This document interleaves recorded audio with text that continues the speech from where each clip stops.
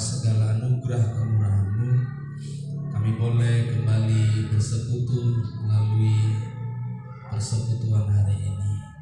Bapa, biarlah Kau mengurapi setiap kami yang ada di tempat ini dan dimanapun kami berada.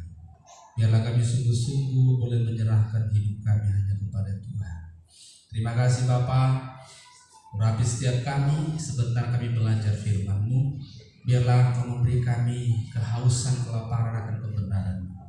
Urapi hamba-Mu, sampaikan kebenaran melalui hamba. Terpujilah nama-Mu, di dalam nama Tuhan Yesus Kristus kami sudah berdoa dan bersyukur. Haleluya, bersama kita katakan amin. Kita berikan tepuk tangan buat Tuhan. Silakan duduk.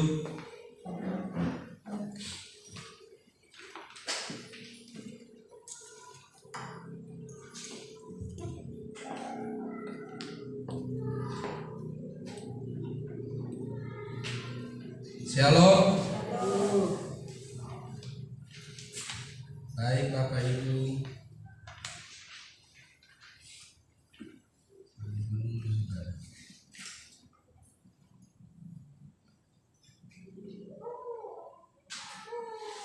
Apa kabar?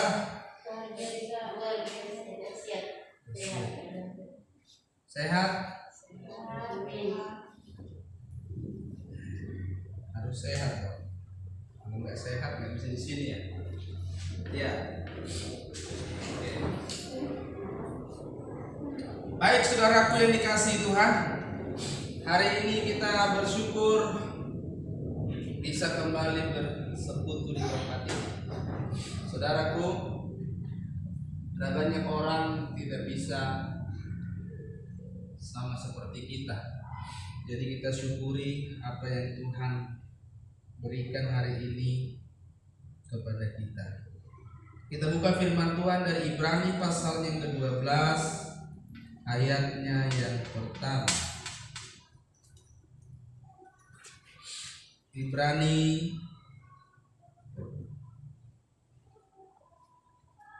pasal 12 ayatnya yang pertama sampai dengan ayatnya yang kedua. Karena kita mempunyai banyak saksi bagaikan awan yang mengelilingi kita, marilah kita menanggalkan semua beban dan dosa yang begitu merintangi kita, dan berlomba dengan tekun dalam perlombaan yang diwajibkan bagi kita.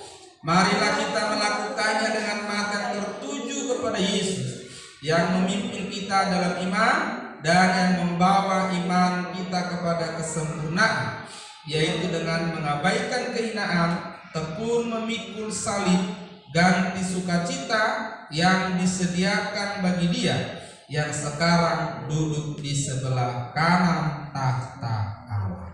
Silakan duduk. Firman Tuhan berkata kepada kita hari ini, Bapak Ibu Saudaraku yang dikasihi Tuhan, baiklah kita menanggalkan beban dan dosa yang begitu merintangi kita dan berlomba dengan tekun dalam perlombaan. Hidup dalam mengikut Tuhan adalah sama seperti kita mengikuti sebuah perlombaan. Hidup dalam mengiring Tuhan adalah hidup mengikuti sebuah perlombaan yang diwajibkan. Perhatikan Bapak Ibu, sebuah perlombaan yang diwajibkan. Jadi sebagai orang Kristen kita memiliki sebuah perlombaan yang wajib. Kewajiban itu adalah keharusan. Jadi kita sebagai orang Kristen wajib masuk dalam sebuah perlombaan. Nah, perlombaan ini, dalam perlombaan mengiring Tuhan, ada hal-hal yang merintangi. Dalam perlombaan iman kita mengiring Tuhan, ada hal-hal yang merintangi. Ada persoalan, ada pergumulan yang sebenarnya tidak boleh menjadi pengikat dan penghalang kita untuk terus maju maju berlari dalam mengikuti perlombaan. Dalam perlombaan iman, dalam mengikuti Tuhan, ada banyak hal yang merintangi langkah kita. Rintangan itu datang dari dunia eksternal dan juga diri kita. Sebenarnya dari dunia ini tidak akan jadi masalah besar kalau diri kita ini bisa kita bereskan. Itu sebabnya kita harus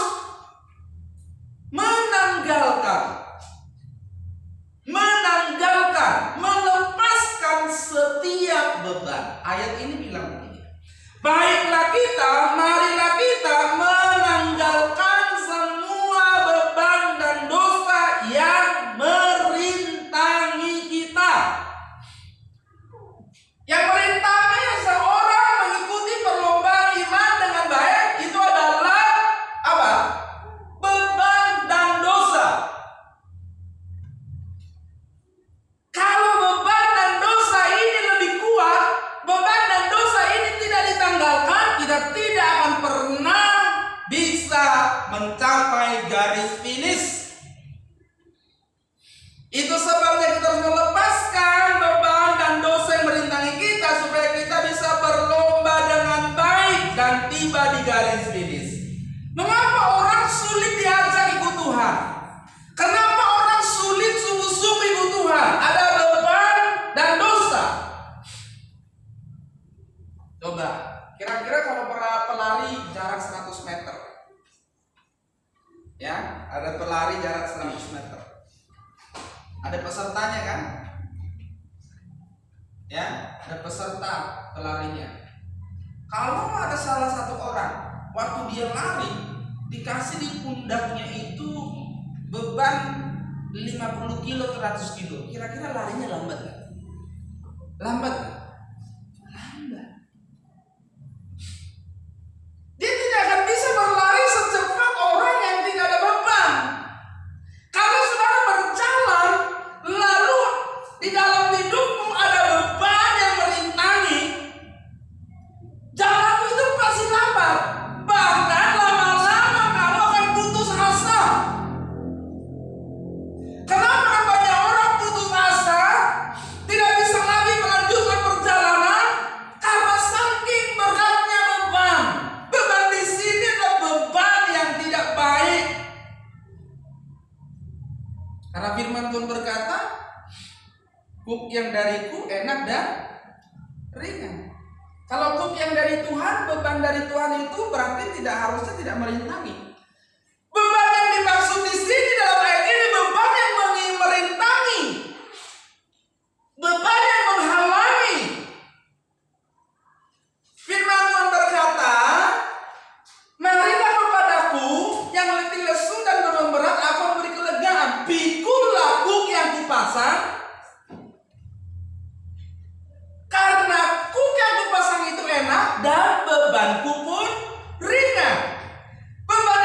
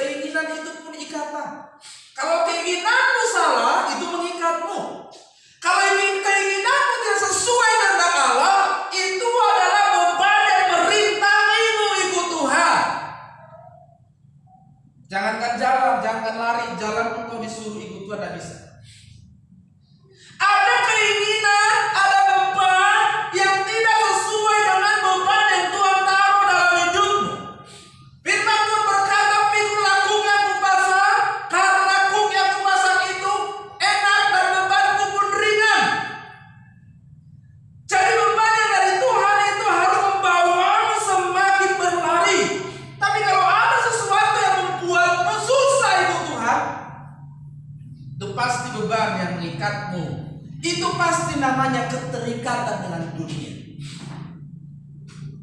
Orang sulit diajak sungguh-sungguh ikut Tuhan. Jangankan sungguh-sungguh ikut Tuhan, kadang-kadang mau diajak gereja aja susah. Ya, padahal bergereja belum tentu ikut Tuhan. Benar nggak? Iya kan? Kadang-kadang bergereja saja diajak susah, apalagi ikut Tuhan. Apalagi ikut Tuhan dalam segenap kehidupan, dalam semua aktivitas kita. Padahal ikut Tuhan itu adalah seluruh hidup dipersembahkan bagi Allah, dimanapun, kapanpun, dan apapun yang kita lakukan. Kita mempersembahkan hidup. Tapi kalau orang tidak bisa mempersembahkan hidup kepada Allah dengan sungguh-sungguh di segala bidang, di segala situasi, pasti ada keterikatannya dengan dunia. Keinginan-keinginannya berbeda dengan keinginan Tuhan. Kehendaknya yang berbeda dengan kehendak Allah, yang mengikat dan menarik dia, sehingga dia tidak bisa berlomba dengan baik. Ayat ini bilang apa? Marilah kita melakukannya dengan mata tertuju kepada Yesus yang memimpin kita dalam iman dan yang membawa iman kita itu kepada kesempurnaan. Memimpin kita dalam iman dan membawa. Hari ini iman kita belum sempurna. Itu sebabnya saya bilang iman itu adalah proses. Iman, pertumbuhan iman itu adalah proses. Tidak ada orang tiba-tiba jadi beriman. Iman itu sebuah proses perjalanan hidup mengiring Tuhan yang suatu saat harus menjadi iman yang sempurna. Di mana didapatkan? Dalam perjalanan mengiring Tuhan. Marilah kita melakukannya dengan mata yang tertuju kepada Yesus. Maksudnya apa? Di dalam perjalanan hidup, dalam pertandingan iman ini, dalam kita melakukan apa saja, fokus kita itu hanya Tuhan Yesus. Tidak boleh yang lain. Marilah kita melakukannya. Melakukan apa? Ayat sebelumnya, pertandingan iman, perlombaan ini, segala apapun yang kita lakukan dengan mata yang tertuju kepada Yesus, dengan fokus semua yang kita kerjakan haruslah Tuhan Yesus. Baru itu bisa membawa iman kepada kesempurnaan. Tidak boleh lain dari situ. Hidup yang dikendalikan oleh keinginan-keinginan dunia, itulah beban yang merintangi kita ikut Tuhan. Mengapa orang sulit? Makanya saudaraku tidak heran kenapa Yesus berkata, kalau kau mau ikut aku, lepaskan dulu dirimu dari segala milik. Maksudnya apa? Itu keterikatan, itu beban yang membuat kamu tidak bisa ikut aku. Itu sebabnya selalu saya sampaikan, kalau orang masih merasa memiliki sesuatu dalam dirinya, dia nggak bisa diajak ikut Tuhan. Kenapa? Ikut Tuhan itu kamu nggak boleh merasa memiliki dirimu sendiri dan apa saja yang kau miliki. Kenapa? Karena semua dipersembahkan bagi Allah. Yesus berkata, seluruhnya harus dipersembahkan bagi Allah. Tidak boleh setengah-setengah, apalagi sedikit. Lalu bagaimana seseorang bisa ikut Tuhan, bertanding berlomba dalam pertandingan iman, kalau dia masih ada yang mengikatnya? Hidup yang dikendalikan oleh keinginan-keinginan dunia. Ukuran kesuksesan adalah hal-hal yang ada di dunia ini. Makanya orang yang penting bagaimana sukses secara duniawi. Dia nggak pernah berpikir bagaimana sukses menurut Tuhan. Sudah tahu sukses menurut Tuhan itu apa? Sukses menurut Tuhan adalah ketika engkau berhasil mengubah karaktermu.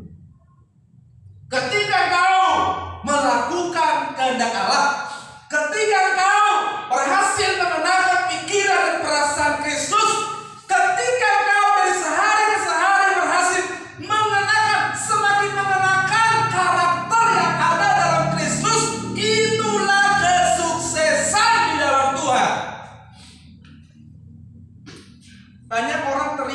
memikirkan urusan-urusan dunia ini.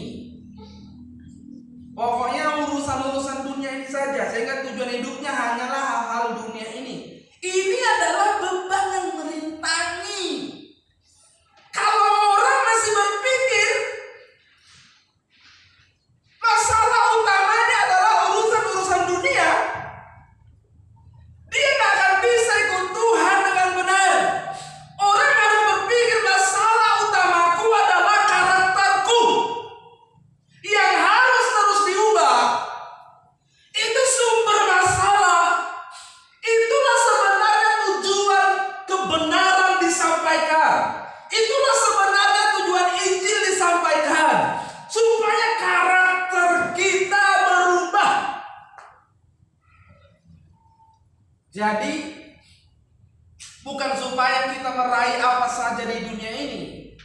Bukan supaya kita memiliki nama, menjadi kenamaan di dunia ini. Tujuannya adalah karakter kita diubah.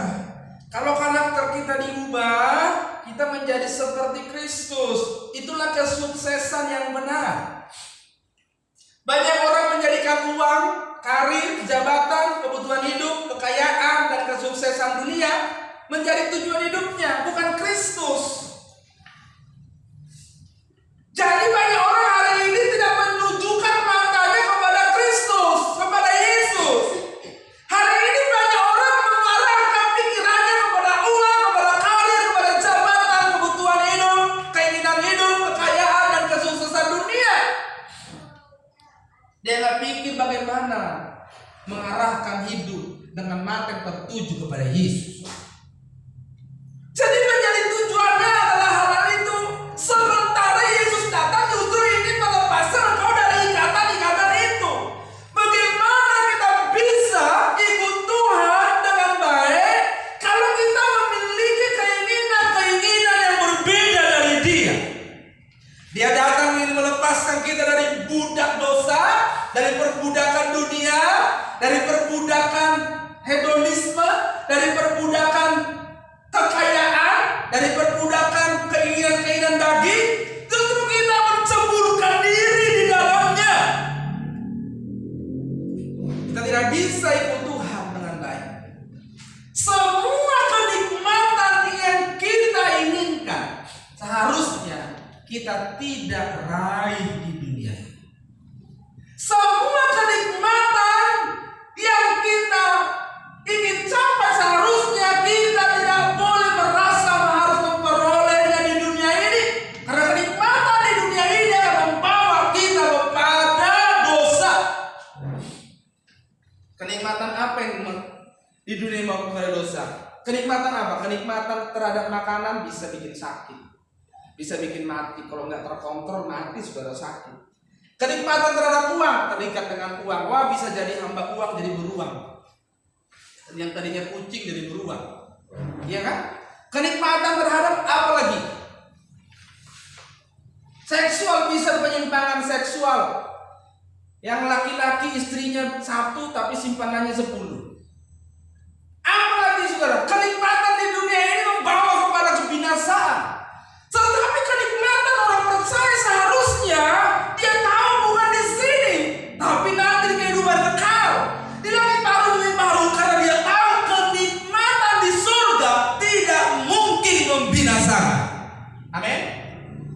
Tapi kenikmatan di sini berbahaya. Berapa banyak orang mati dengan sendok garpunya? Iya enggak? Sudah kolesterol, gula, tidak bisa lihat B2. Iya kan? Kalau masih sehat tidak apa-apa, makan aja. Sudah asam urat nggak bisa lihat pecel. Aduh, udah aku lihat pecel itu, aduh. Ingat tak asam urat tak. Neong nih. Tapi giliran sudah dimakan, kena, tetap juga meraung-raung, saudara. Iya kan? Orang bisa begitu. Laki-laki lihat perempuan, Pak, ingat kalau sudah punya bini, nanti urusan lain itu yang itu udah depan mata. Aduh. Kenapa? Nikmatnya.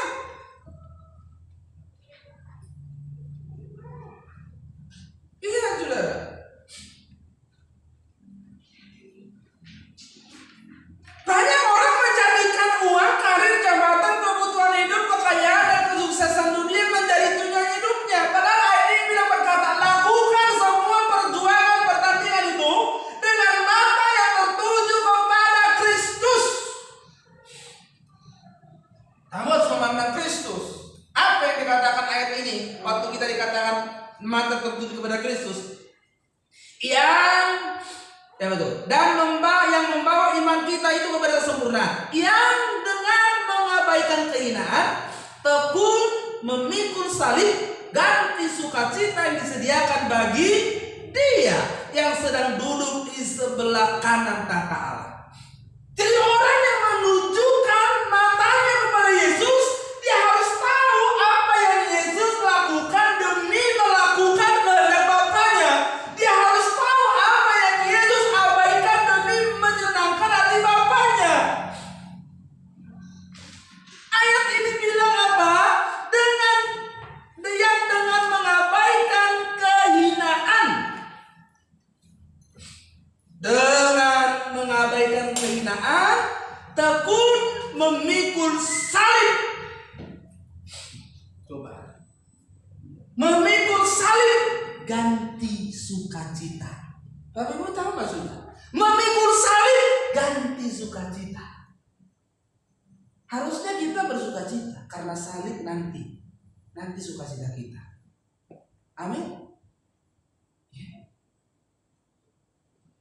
Mata kita tertuju kepada Yesus yang dengan tekun memikul salib sebagai ganti sukacita.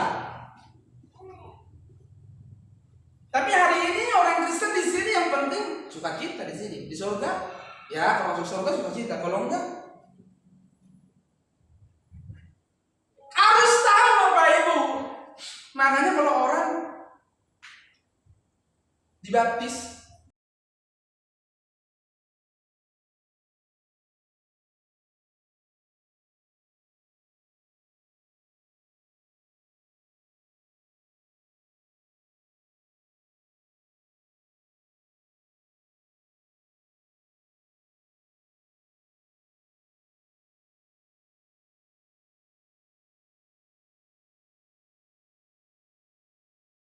semua sudah dibaptiskan? Sudah ya? Sudah tahu baptisan itu apa? Baptisan itu bukan terletak di caranya. Yang jelas satu, baptisan itu adalah tanda pertobatan. Jadi orang harus ngerti dulu pertobatan baru dibaptis. Caranya seperti apa? Bukan esensinya, bukan sih. Baptisan itu adalah penyatuan hidup kepada Kristus. Kau mengalami kematiannya, mengalami kebangkitannya, dan setelah kau dibaptis, kau hidup untuk Allah, untuk diri. Jadi orang mau dicelup kayak 200 kali, 1000 kali, kalau hidupnya nggak berubah, nggak mengenakan kehidupan yang baru dalam Tuhan, nggak ada gunanya. Banyak orang, saudaraku, menjadikan hal-hal tadi sebagai tujuan, sehingga apapun yang dikerjakan hanya bertujuan untuk itu, bukan untuk Kristus. Padahal yang benar adalah kita harus menjadikan Tuhan menjadi pusat, mata yang tertuju kepada Yesus, tujuan dari perjuangan seluruh kehidupan kita. Amin. Kan dikatakan kan, hidup ini adalah perlombaan, wajib. Jadi Bapak Ibu sebagai orang Kristen, kami tuh kita wajib masuk dalam perlombaan ini. Dan dalam perlombaan ini supaya kita bisa menyelesaikan dengan baik, kita harus mata kita harus tertuju kepada Yesus. Supaya apa? Dikatakan yang kedua apa? Marilah kita melakukannya dengan mata yang tertuju kepada Yesus yang memimpin kita dalam iman dan yang membawa iman kita itu kepada kesempurnaan. Yang dengan mengabaikan kehinaan tekun memikul salib, ganti sukacita yang disediakan bagi Dia yang sekarang duduk di sebelah kanan tahta. Jadi sekarang kita berjuang sebagai ganti sukacita yang akan kita terima. Amin. Amin. Jadi kenapa dulu para murid-murid itu, saudaraku, di zaman abad pertama kekristenan itu begitu militan? Kalau mungkin Matius, Markus, Lukas, Yohanes, 12 murid menyaksikan langsung Tuhan Yesus dan mungkin menyaksikan langsung kebangkitan Tuhan Yesus dan kenaikannya. Tapi bagaimana orang-orang setelah mereka? Melihat langsung tidak? Belum tentu. Tapi kenapa mereka begitu militan? Faktanya mereka di dunia itu pada segala sesuatu. Faktanya, sejarah gereja dan juga sejarah kekristenan membuktikan itu. Faktanya mereka kehilangan segala sesuatu yang bersifat jasmania dan fisik. Faktanya secara fisik dan jasmani mereka dikalahkan. Tapi mengapa mereka begitu berani mempertaruhkan apapun? Karena mereka tahu salib yang mereka pikul hari ini itulah ganti sukacita mereka yang akan datang. Amin. Ya. Kenapa kita harus berjuang sungguh-sungguh? Faktanya kita hidup tidak sebahagia orang-orang pada ukuran dunia pada umumnya. Faktanya kita tidak sekaya, tidak semelimpah kehidupan mereka. Faktanya kita seolah-olah kita yang kalah, dunia ini yang menang. Karena kita tahu beban salib yang kita pikul hari ini itulah ganti sukacita yang akan kita terima nanti. Sama seperti Kristus, di mana kita menunjukkan mata kita kepada Dia supaya kita tahu apa yang Dia lakukan, mengabaikan kehendaknya, kesenangannya untuk menyenangkan hati Bapaknya. Jadi kita tidak boleh hanya sekedar, ya Tuhan, mataku tertuju kepada-Nya. Kita tidak boleh hanya sekedar bernyanyi lalu berkata, mataku tertuju padamu. Waktu kita tertuju kepada Yesus, kita harus lihat apa yang Dia lakukan dan apa yang Dia kerjakan demi hidup menyenangkan hati Bapa. Bapak Ibu Saudara yang dikasihi Tuhan, yang kedua yang harus kita tanggalkan dalam ayat ini adalah apa? Dosa. Tanggalkanlah beban dan dosa. Pengertian dosa dari bahasa Alkitab Perjanjian Baru dari bahasa Yunani adalah hamartia. Ya. Jadi dosa dalam arti bahasa Yunaninya adalah hamartia. Kalau di Perjanjian Lama, dosa itu adalah pelanggaran hukum. Pelanggaran hukum. Jadi kalau kamu melanggar hukum Taurat itu dosa. Tapi di Perjanjian Baru, dosa itu adalah hamartia. Artinya apa? Melenceng, meleset, melenceng dari sasaran, meleset dari sasaran. Jadi bagi umat Perjanjian Baru, dosa itu bukan hanya sekedar melanggar hukum. Kamu bisa taat kepada hukum, hatimu nggak baik. Karena ada orang tuh, ya, dia melakukan kewajibannya tapi bersungguh-sungguh, ya kan? Kalau menurut hukum Perjanjian Lama itu nggak dosa karena dia melakukan hukum. Contoh, kalau kamu bayar listrik atau bayar air, kamu bayar air tapi ngedumel. Itu menurut hukum Perjanjian Lama itu nggak dosa karena kamu melakukan hukum, sudah bayar air. Tapi kalau Perjanjian Baru bukan hanya urusan kamu melakukan hukum, hatimu pun harus diselaraskan dengan Tuhan. Bukan hanya sekedar hukum-hukum yang tertulis, kamu harus tahu hukum yang tertulis di hati nuranimu. Jadi dosa adalah penyimpangan dari kehendak Allah. Tidak tepat, melenceng, meleset. Tidak peduli seberapa jauh atau seberapa dekat engkau dengan sasaran. Tapi selama engkau tidak tepat pada sasaran, maka engkau tetap melenceng. Tetap namanya berdosa. Makanya saudaraku, di umat Perjanjian Baru diberi Tuhan Yesus satu perintah, bahwa kamu harus sempurna seperti Bapa. Ya, kalau bagi umat Perjanjian Lama tidak ada perintah itu. Kamu harus sempurna seperti Bapa, nggak ada. Bagi umat Perjanjian Baru ada kata itu, kamu harus sempurna seperti Bapa.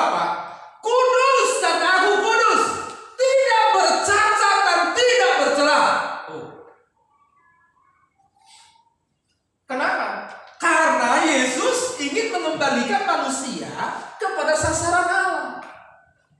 Yesus ingin membawa manusia kepada ketidakmelesetan, supaya umat perjanjian baru kembali tepat seperti yang Tuhan kehendaki, tidak meleset, tidak melenceng, seperti yang dikehendaki, sama seperti yang Tuhan rancang dalam Kejadian pasal yang kedua. Allah menciptakan manusia itu segambar. Dengan siapa? Dengan Allah. Lalu rusak oleh karena dosa satu orang Adam. Ya, Adam kedua datang ingin mengembalikan manusia kepada gambar dan rupa Allah. Makanya kita harus tahu, tidak hanya sekedar taat hukum, tapi tidak boleh meleset. Kehendak Allah harus dilakukan. Makanya kita harus tahu. Tapi kalau melanggar hukum saja biasa, bagaimana melakukan kehendak Allah? Makanya Yesus berkata, kalau hidup keagamaanmu tidak lebih baik dari ahli Taurat dan orang Farisi, kamu tidak masuk dalam kerajaan Allah. Ahli Taurat orang Farisi itu, saudara, taat dalam hukum Taurat. Artinya mereka dalam melakukan hukum itu taat. Tetapi urusan kehendak Allah, makanya Yesus berkata, seperti ahli Taurat orang Farisi, seperti kuburan yang dicat putih, di luarnya indah, dalamnya tulang belulang. Seperti apa? Seperti cawan yang di luarnya bersih tapi dalamnya kotor. Kenapa? Mereka hanya terlihat di luar indah, mereka hanya terlihat di luarnya bagus, baik, tapi dalamnya, motivasinya, isi hatinya lain dari apa yang Tuhan kehendaki. Jadi bagi umat perjanjian baru, hukum tidak mewakili kehendak Allah. Hukum Allah dalam perjanjian baru, umat perjanjian baru adalah kehendak Allah itu sendiri. Maka kita harus mencari tahu kehendak Allah. Tidak peduli saudaraku seberapa jauh, seberapa dekat, selama kau tidak tepat sasaran, itu namanya meleset, berdosa. Jadi ketika kita melenceng dari apa yang Tuhan mau, maka kita disebut berdosa. Ya, makanya jangan salah saudara bertindak. Ada kemelesetan yang bisa diperbaiki, ada kemelesetan yang harus ditanggung. Iya kan? Kemelesetan yang bisa diperbaiki apa? Contoh nanti saya makan, salah makan, ya besok bisa diperbaiki. Salah makan, sakit perut, besok bisa diperbaiki. Iya kan? Tapi ada kemelesetan yang nggak bisa diperbaiki, harus ditanggung. Apa contohnya saudaraku? Contoh nikah, iya kan? Sudah memutuskan untuk menikah dengan si A, dengan si B, itu nggak bisa diperbaiki saudara. Harus ditanggung. Nggak boleh bilang begini, ganti ya. Aduh, ganti ya, ganti. Ya kalau begitu mah enak. Apalagi laki-laki paling enak kalau begitu ya. Nggak cocok ganti. Enak banget saudara. Nah itu nggak boleh diganti, harus ditanggung saudara. Tapi kalau kau salah beli sepatu, ya kan, salah beli baju, boleh. Ganti ya. Boleh nggak ganti bu? Oh nggak boleh ya. Berikutnya jangan beli lagi, beli tidak. Kan bisa kan? Gitu loh. Tapi kalau yang tadi saya bilang nggak boleh, dan banyak keputusan lain tidak boleh diganti, harus ditanggung. Ya, paling yang belum dijadikan itu pelajaran. Ya. Oke, jadi selama kita menyimpang dari kehendak Allah atas diri kita, maka selama itulah kita tidak bisa bebas dari rintangan yang merintangi kita untuk ikut Yesus. Mengapa orang tidak bisa ikut Tuhan dengan benar? Karena mereka masih hidup dalam dosa, menyimpang dari kehendak Allah. Kenapa kita tidak bisa ikut dengan sungguh-sungguh ikut Tuhan? Karena kita masih punya kehendak-kehendak lain dalam diri kita. Apa yang kita pikirkan, apa yang kita inginkan, belum seperti yang Allah pikirkan. Ini adalah dosa yang merintangi, kemelesetan. Sebabnya kita harus mengerti saudara, selama engkau dibelenggu oleh beban dunia dan dosa, maka selama itulah kau tidak akan bisa menyingkirkan rintangan yang menghalangimu untuk ikut Tuhan dengan sungguh-sungguh. Jadi kita mulai harus perkarakan keinginan kita. Ini boleh nggak? Ini boleh nggak? Kita jangan selalu mengukur. Tidak boleh mengukur apapun yang kita lakukan dengan pendapat umum. Tidak boleh mengukur apa yang hendak kita lakukan dengan baik menurut umum. Tidak, saudara. Tidak boleh kita mengukur keinginan kita dengan suara terbanyak. Karena orang salah pun bisa banyak pengikutnya. Iya kan? Coba. Setan banyak pengikutnya nggak? Banyak. Bahkan sampai ada sebuah komunitas yang buat udah tahu setan itu setan, udah tahu setan, nyebut setan aja udah tahu itu jahat. Tapi masih ada komunitas yang membuat gereja setan. Coba. Kalau dari kita berangkat dari pengertian gereja itu sendiri, sebenarnya bisa nggak dibilang ada gereja setan? Nah bisa kan?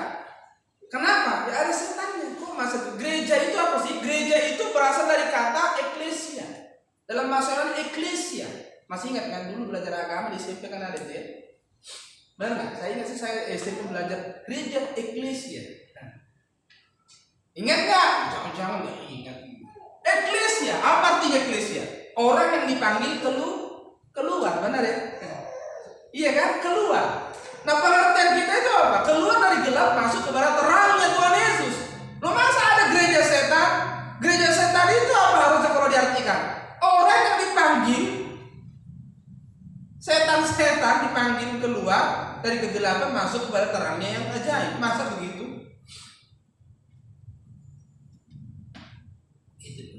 Iya kan? Jadi sebenarnya nggak, kalau dia gereja setan, wah itu bukan gereja. Kalau setan bergereja mungkin. Iya kan? Iya, kan banyak setan bergereja, tapi nggak mungkin setan bergereja. Ya. Jangan ikatkan dirimu dengan dunia, tapi ikatkanlah dirimu kepada Tuhan. Pak, saya nggak ikatkan diri kepada dunia, Pak. Ketika keinginanmu tidak sama dengan keinginan Tuhan, maka kamu sedang mengikatkan dirimu dengan dunia. Ketika kehendakmu tidak sama dengan kehendak Allah, kamu mengikatkan dirimu dengan dunia. Ketika kamu pikirkan tidak sama seperti yang Allah pikirkan, kamu mengikatkan dirimu dengan dunia. Jadi apa itu keterikatan dengan dunia? Keterikatan dengan dunia adalah ketika kamu memikirkan apa yang tidak Allah pikirkan. Ketika kamu menginginkan apa yang tidak Allah inginkan. Ketika kamu menghendaki apa yang tidak Allah kehendaki, itulah ikatan dan dosa yang merintangimu ikut Tuhan. Ini dah lebih dalam daripada hanya sekedar kita menjadi orang Kristen dan melakukan aktivitas gereja. Tanggalkan beban dan dosa dari hidupmu supaya kau bisa berlomba dengan baik dan tiba di garis finish. Mari kita arahkan seluruh hidup kita. Mari kita berjuang, mari kita berlomba dengan mata yang tertuju kepada Kristus. Amin. Kita berikan tepuk tangan buat Tuhan. Tuhan memberkati kita. Mari kita katakan.